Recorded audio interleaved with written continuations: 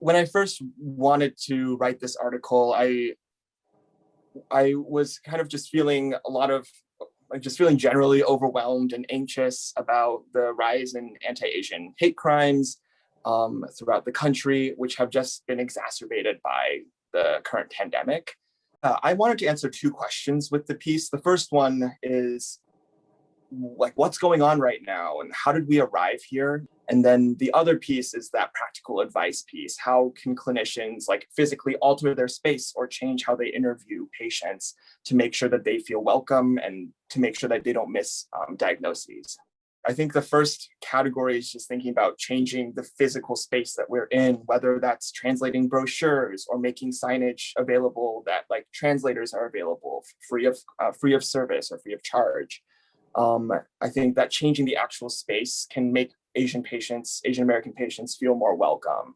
As providers, I think we all generally ask, like, are you feeling generally anxious or depressed? But putting that in the lens and in the framework of race, I think can really be helpful for a lot of patients in terms of making that a permissible topic.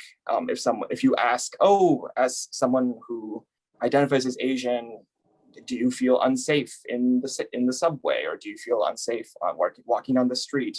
That opens the space to allow people to feel open to discussing how race has impacted their health. I think that the final component is just looking at our peers and thinking about how a lot of anti-Asian racism is actually occurs while we're on the job, and especially when patients are racist or when we get discrimination from a lot of our patients. With some of my patients, many of whom are very anxious or very scared of the current pandemic, I've been able to ask some very specific questions about race and have gotten really important discussions about how race has affected people's mental health. And I don't think that's an accident. And I think that that's an important part of how we should think about patient histories. I don't think this piece is going to stop anti-Asian racism. I don't think that that's within the scope. But I do think that this piece gives solid practical advice for physicians, for honestly every healthcare worker, to allow patients to feel more open in healthcare settings, especially Asian American patients.